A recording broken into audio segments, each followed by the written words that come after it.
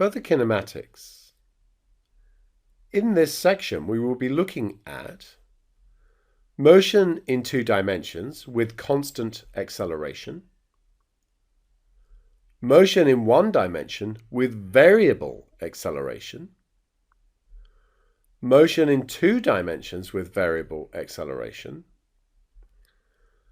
the familiar constant acceleration formulae, for example, v equals u plus at, and s equals ut plus a half at squared, have vector analogues as displacement, velocity, and acceleration are vector quantities.